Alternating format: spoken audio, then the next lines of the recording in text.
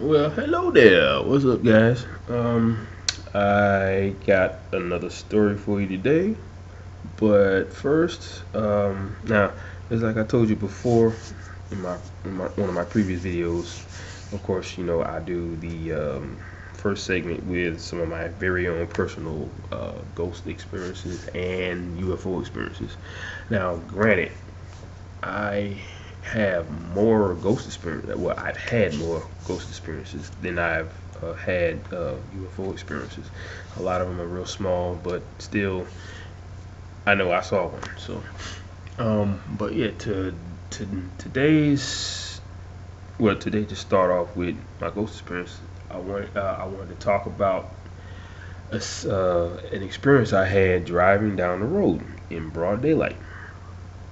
Now, I've heard about that happening, but I've never experienced it myself. People having ghost experiences on the street, you know. And when I experienced it, I was like, wow, I cannot believe I'm actually looking at this, and it was just weird. Let me set this up for you. I'm driving down the street, and all of a sudden, I see this African American woman, slender. Uh, she was petite. She didn't really have a figure. She was wearing a white and black outfit. I'm not completely sure of the style of it. I just know she was wearing some white jeans and I think a white shirt, and she had some black in it, or she had on. It was like the black was on the inside. Um, she had braids, I believe. It looked like braids, or it could have been dress, but I believe it was braids, very long braids. Like the kind that the extensions where they hang down the side of your body, like towards your stomach, or like at least towards your chest. She was walking in the opposite direction on the sidewalk. But I immediately noticed something funny about her. It was the weirdest thing. First of all, it was the way she was walking. She was walking like she had to squeeze through two. It looked like she was squeezing herself through a open space between two walls that was very close together. So she was all scrunched up, walking like this here. Her knees were touching each other while she was walking, and she was walking like this. It was the weirdest thing. And then I happened to look at her face. I could see the braids dangling down over her shirt, and I looked directly at her where her face should have been, but it wasn't there. She had no face. Now I've heard of stories about that too, about ghosts that don't have a face. I don't know if it's because you didn't spend enough time looking in the mirror to see what you look like, or you just didn't focus on your looks as far as knowing what you look like. I don't know what that was all about. I just know this woman, it was like all black right here in her where her face should have been. It was the weirdest thing. And I'm saying to myself, I know I'm looking at this, but I can't but still believe it, because I was like, wow, I'm actually looking at a ghost in broad daylight. At some time I didn't think that was possible, but I was young at the time. So she's walking down the street, and I'm driving this way, she's walking this way, and I was catching this the entire time. It's almost like time slowed down just for me to see it. And I'm looking, I'm a guy, so I'm thinking I was going to see something. I was trying to check her out to see what she was packing, in the back. But she was, like I said, she was very slender, very petite, and she didn't really have nothing too much to show. And when I looked back to see her again, just to check her out, she wasn't there. She disappeared, and there was nowhere for her to go. It was a sidewalk. It was this, of course, they had whatever was built on that land over there across the street from where I was. And I was like, wait a minute. She literally had nowhere to go. It was nothing but sidewalk, trees, grass, and I think there was a building a little further down, but she was nowhere near the building. I just know that she was walking down the street, and I could see the sunlight bouncing off her body. She was totally solid, and she just vanished. I'm driving, and as soon as I looked, she just poof, gone. So, and this was in the area where they said there was a lot of ghosts anyway, because there's a very historic town in the area where I live in, and they said that ghosts roam around that area all the time. Like, there was this one story about a lady in white. It was Caucasian woman in a white gown, but I saw a black woman in a white outfit. So I don't know. That's just anybody's guess. But anyway, that's my my ghostly experience. But I want to get to the topic at hand today. Today's story is going to be about a AT alien right here in good old Atlanta. His name is Kendrick Johnson. But before I get to his story, I want to show you his photo. This is him. Now, I don't know if anyone has ever seen anything on the news about his story, but this young man here who played basketball for the Valdosta Vikings. He met a tragic end, and no one really knows what happened. Nobody knows what happened, actually. Okay, so to set it up, I'm going to read to you what it says on Wikipedia. On January 11th, 2013, Kendrick Johnson's body was discovered inside a rolled-up wrestling mat in the gymnasium of Lowndes High School in Valdosta, in the U.S. state of Georgia, where he was a student. A preliminary investigation and autopsy concluded that the death was accidental. Now here's the crazy part. We're talking about an accidental death here. Okay, this story isn't really like the stories in David Paulides' book, but it has some key points that match up with some of the key points in his book, like the whole accidental death thing, and the removal of the shoes, which was actually found near him in the mat. But well, I don't want to get too far into the story if I actually read it to you. But there was still some characteristics that actually matched up with some of the criteria dealing with the cases in David Paulides' books. Let's see. Here I go, losing my place again. Okay, here we go. Johnson's family had a private pathologist conduct a second autopsy, which concluded that Johnson died from blunt force trauma on October 31st, 2013, on Halloween of all days. The U.S. Attorney of the Middle District of Georgia announced that his office would open a formal review into Johnson's death. Kendrick Johnson's parents are currently being sued for $850,000 in attorney fees and $1 million in defamation damages. Okay, that I don't understand, because why would the lawyers sue the parents? That makes no sense. I mean, they probably came at him with a lot of man hours for them to try and figure out what happened to their son, because as of this moment, nobody really knows what happened to him. The only one that would actually know is him and the person or persons that killed him. You know, they just found him in a rolled up mat. So the person who did it was never caught, and his death remains a mystery to this day. So weird. Okay.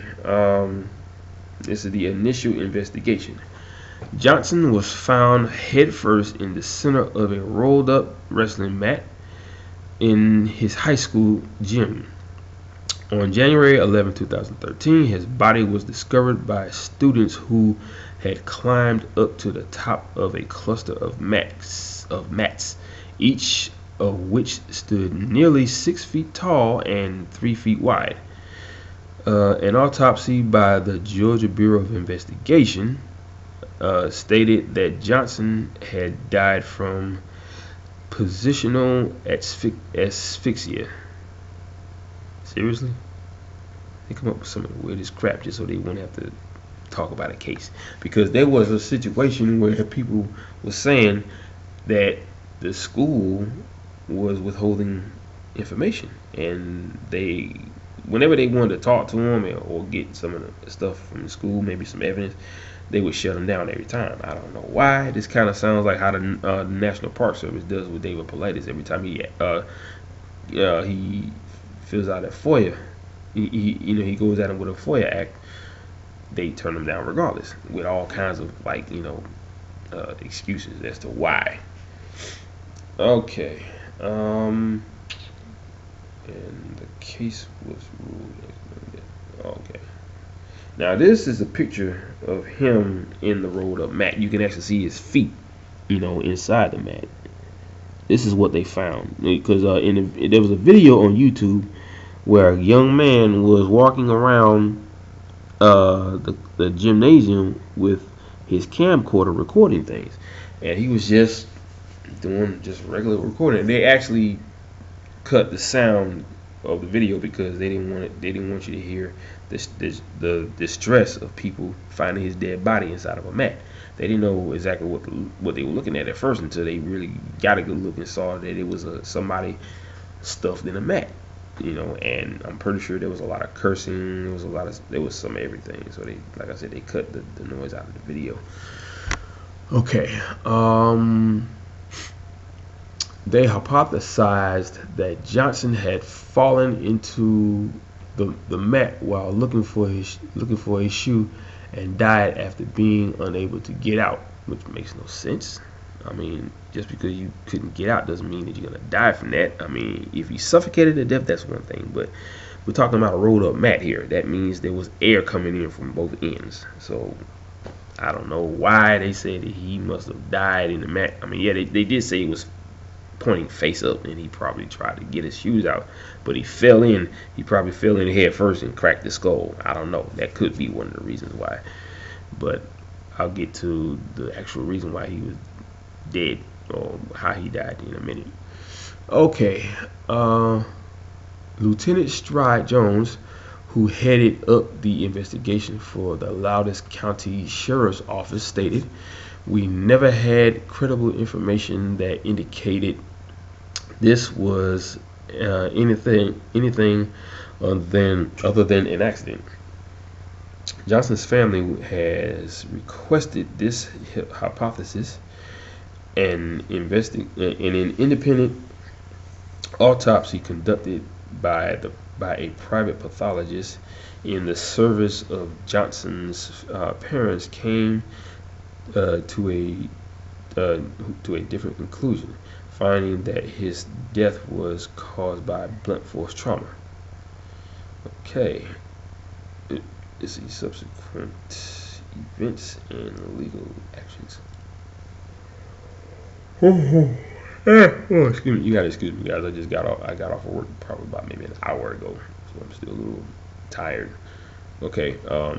After the opinion of the private pathologist was released, Johnson's family stated that they believed Johnson had been murdered. The question is how. I don't think they even mentioned stab wounds on the body or maybe a gunshot wound. I know they wouldn't have done a gunshot wound because the school would hear it unless they just didn't care and they jumped out the window before, the faculty came into where they were. Okay. Now if I be saying stuff that don't make any sense, that's because I'm still a little tired, so I'm gonna maybe talk a little gibberish at that point, but I'm trying not to, so just bear with me. I just want to get this video in because I got some things I got to do earlier today, so I want to go ahead and get it out the way. That way it'll be up there for you guys to watch. Okay. The family retained the services of attorney Benjamin Crump. On October 31st, 2013, the U.S. Attorney for the Middle District of Georgia announced that the office would open a formal review into the death of Johnson. Benjamin Crump's application to the Georgia court to practice in Georgia, representing Kendrick's parents, was not ruled on. And he withdrew from representing the Johnson family and is no longer participating in the case. It sounds like he didn't want to end up with his friend. Okay, see, I'm doing it already. Whew, wow, I just caught myself. Okay, I know I'm tired, guys, so I just want to try and get through this before I start really getting tired. let's see, when the judge in that case delayed a decision pending the outcome of the U.S. District Attorney review, the family demanded that the governor of Georgia immediately authorize the inquiry instead. The Johnson family, together with the NAACP and other civil rights activists, then held a rally at the state capitol in Atlanta. The governor's office released a statement indicating that they would await the report of the U.S. District Attorney. Okay. Now, this thing goes on and on and on about a lot of stuff dealing with his case. But I want to get down to the nitty-gritty, the minutia of the data.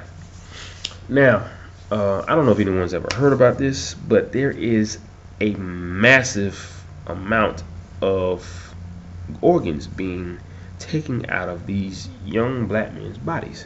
Now, I may have mentioned something early on in the posting of my videos about another young black man who left Atlanta to go to move to Hollywood. He wanted to be an actor and a model.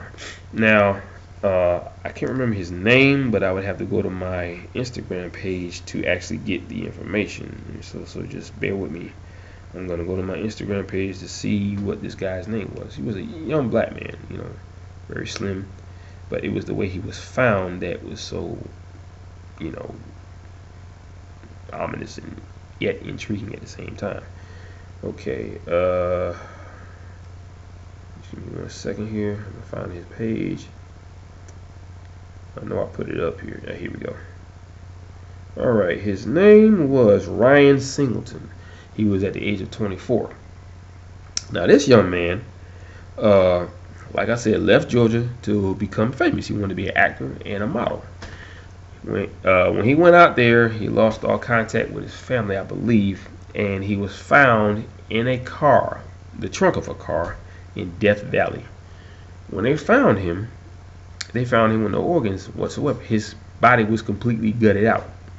He had no heart, no liver, no nothing. Everything was gone, even including his eyeballs.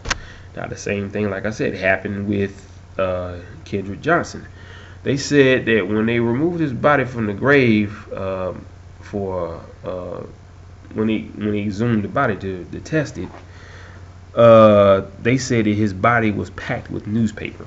So that means whoever is doing this, they got to his body before anyone else does. Because if you take a body like that to the coroner's office, they're not going to remove the organs. Okay, you have to be a certified, trained surgeon, and a very good one, in order to remove the organs from the body without damaging them. So that way they can be sold to people on the black market. And it's a huge, they call it organ something. Shoot. Darn it. I'm having a brain fart today. Just give me 1 second here. Trying to think without having to look at the YouTube page. Okay, let's see. Oh, great. When you leave a page for a certain amount of time, it always seems to go out. Okay, organ harvesting, and it's the organ harvesting of black people. And that seems to be happening a lot. It even happened to Trayvon Martin. Okay, I just found this out. I did not know that. But his organs were removed, and they put a plot on his grave that said unknown. I believe it said something like that. But for the parents to not know or to not bury their own child and have a tombstone that just said whatever instead of saying his name, weirdest thing ever. But there's a very weird thing going on here, folks. I don't know what it is, but I just found out that there's a huge racket going on with organ donors, or organ I forgot the word already. Harvesting, or organ harvesting of black people. I'm gonna start looking into some of these cases dealing with these young women and men turning up dead, and next thing you know, they don't have any organs. You completely gutted out. You know, you're having the body's newspaper. Such a weird world we have here. It just makes no sense whatsoever. Now normally I would try to make this an hour video, but I'm very sleepy. I want to go to bed, so I'm gonna leave you guys at a 20-minute video, and I hope that the guy that told me to do this video, I hope you're satisfied with what I've talked about.